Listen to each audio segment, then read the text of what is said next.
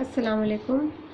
तो बच्चे, आज हम टेंथ क्लास की उर्दू कोर्स भी पढ़ने वाले हैं। इस क्लास में इसके चैप्टर के एमसीक्यूज़ करेंगे। किताब का नाम है आपके जान पहचान, सबक का नाम आपके डॉक्टर भीमराव अंबेडकर और ये सबक नंबर है 10। ठीक, ये आपके पहले टर्म के पेपर की तैयारी हो रही है, जो अभी आपके नवंबर से शुरू होने वाले हैं पेपर उसकी। और एक और बात यहाँ पे मैं बताती चलूँ आपको कि जो आप करना क्या है आपको उर्दू की तैयारी के लिए, कि बस आपको जितने भी चैप्टर्स हैं आपके उसको रीड करना है, उसको अच्छे से पढ़ना है। अच्छे से मतलब उसको बहुत ही बारीकी से आपको पढ़ना है, समझ के पढ़ना है उसको। और बस उसके बाद मैं ये जो चैप्टर्स के एमसीक्यूज़ लेकर आती हूँ उसको देखना है। ठीक, तो बस इतनी ही तैयारी करनी है आपको। और खामखा के इधर उधर दौड़ने की ज़रूरत नहीं है, कोई भी बुक्स खंगालने की ज़रूरत नहीं है। सिर्फ ज़रूरत है आपको अपनी दरसी किताब जो आपका टेक्स्ट बुक है उसी को पढ़ना है और उसके बाद ये एमसीक्यूज़ चेक करने हैं। ठीक, तो आपकी तैयारी इंशाल्लाह इसी से हो जाएगी। और जो बच्चे ग्रामर के लिए कह रहे हैं, तो मैंने ग्रामर पे वीडियो भी बना रखा है और प्लस उसके एमसीक्यूज़ भी मैंने करवा रखा है, तो उसको आप चेक कीजिए। वो एमसीक्यूज़ है 10th class Urdu chapters MCQs के नाम से प्लेलिस्ट मैंने बना रखी है, उसको जाके चेक कीजिए, उसमें वो होंगे। ये सारे क्वेश्चन इसलिए हैं कि इससे अंदाज़ा हो जाएगा आपको कि किस टाइप के सवालात आएंगे। ठीक है।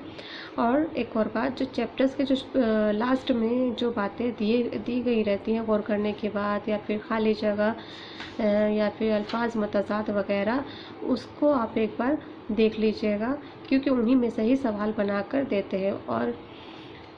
और मैं भी कोशिश करती हूँ उन्हीं सबसे सवाल बनाने की, क्योंकि बीच में से कोई भी सवाल बना के आपको नहीं देगा। ठीक, मोटी मोटी बातें ही आएंगे एमसीक्यूज़ में। जो ज़रूरी की बातें होंगी वही एमसीक्यूज़ में बनाया जाता है। ठीक है, तो ये हो गई आपके पेपर की बात।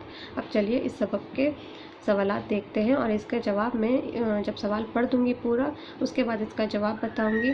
और मैं 2 बार इसलिए पढ़ती हूँ पूरे सवाल, पहले सवाल पढ़ती हूँ फिर दोबारा जब आंसर बताते हैं तब भी सवाल मैं पढ़ती हूँ, इसलिए कि ताकि आपको जहन नशीन हो जाए, आप बार बार सुनने से वो चीज़ याद हो जाती है। ठीक है, तो चलिए शुरू करते हैं। पहला सवाल है, डॉक्टर भीमराव अंबेडकर का असल नाम क्या था? तो ऑप्शन है भीमराव सुखपाल, बी भीमराव। सवाल नंबर 2, भीमराव का ताल्लुक किस खानदान से था, यानी वो किस खानदान से बिलोंग करते थे? तो ऑप्शन ए महू खानदान से, बी महार खानदान से। सवाल नंबर 3, अंबेडकर कब और कहाँ पैदा हुए? ऑप्शन है ए 14 अप्रैल 1891 मध्य प्रदेश, ऑप्शन बी 14 अप्रैल 1890 आंध्र प्रदेश। सवाल नंबर 4, अंबेडकर ने किस स्कूल से तालीम हासिल की थी? ए सतारा के एक स्कूल से, बी थाने के एक स्कूल से। सवाल नंबर 5, छूत छात से मुल्क को क्या नुकसान पहुंच रहा था? तो ए तरक्की न करना, यानी मुल्क तरक्की नहीं कर रहा था, ऑप्शन बी मुल्क गुर्बत और जहालत का शिकार हो रहा था। सवाल नंबर 6, आला तालीम के लिए डॉक्टर अंबेडकर किस मुल्क गए? A England, B America. सवाल नंबर 7, डॉक्टर भीमराव के नाम में अंबेडकर क्यों कर शामिल हुआ? ये जो बैकग्राउंड से जो शोर आता है उसके लिए मैं बहुत ही ज़्यादा आपसे माजरत चाहती हूँ, क्योंकि हमारे जो घर है पड़ोस के वो बहुत ही पास पास बने हुए हैं, इसलिए ये पड़ोस के बच्चों की आवाज़ें यहाँ पे आती रहती हैं। सवाल नंबर 7, डॉक्टर भीमराव के नाम में अंबेडकर क्यों कर शामिल हुआ? ए उस्ताद के नाम को अकीदत के तौर पर अपने नाम से जोड़ लिया उन्होंने, बी डॉक्टर भीमराव के काम से खुश होकर उन्हें यह नाम इनाम के तौर पर सरकार ने दिया। सवाल नंबर 8 है, समाज में बाइज्जत ज़िंदगी गुजारने के लिए क्या ज़रूरी है? ए दौलत, रुतबा, बी तालीम। सवाल नंबर 9, इंग्लैंड से आला तालीम हासिल करने के बाद वो किस काम में लग गए थे? ए ज़ात पात की तफरीक मिटाने की कोशिश में, बी हिंदुस्तान से गरीबी को दूर करने की कोशिश में। सवाल नंबर 10 है, डॉक्टर अंबेडकर ने किस चीज़ पर जोर दिया है? ए बराबरी के हुकूक पर, बी आज़ादी के हुकूक पर। सवाल नंबर 11, उनका अहम कारनामा क्या है? ये छूत छात को मिटाने की कोशिश बी, हमारे मुल्क का दस्तूर कानून बनाना। सवाल नंबर 12, अंबेडकर को किस नाम से याद किया जाता है? ए भीमराव अंबेडकर, बी भारत के दस्तूर का मामार, मामार कहते हैं बनाने वाला। सवाल नंबर 13, तालीम हासिल करने के लिए अंबेडकर को डैश का सामना करना पड़ा? ए रुकावटों, बी मजबूरियों। तो यहाँ पे आपके 13 सवाल पूरे हो गए। इसके अब आंसर देखते हैं हम। पहला सवाल है, डॉक्टर भीमराव अंबेडकर का असल नाम? ऑप्शन ए भीमराव सुखपाल था। ठीक है। सवाल नंबर 2, भीमराव का ताल्लुक किस खानदान से था? तो वो ऑप्शन बी महार खानदान से ताल्लुक रखते थे। सवाल नंबर 3, अंबेडकर कब और कहाँ पैदा हुए? तो इसका ऑप्शन ए सही है, 14 अप्रैल 1891 मध्य प्रदेश में। सवाल नंबर 4, अंबेडकर ने किस स्कूल से तालीम हासिल की थी? हाँ, अंबेडकर ने किस स्कूल से तालीम हासिल की थी? तो इसका ऑप्शन ए सही है, सतारा के एक स्कूल से उन्होंने तालीम हासिल की थी। 5वां है, छूत छात से मुल्क को क्या नुकसान पहुंच रहा था?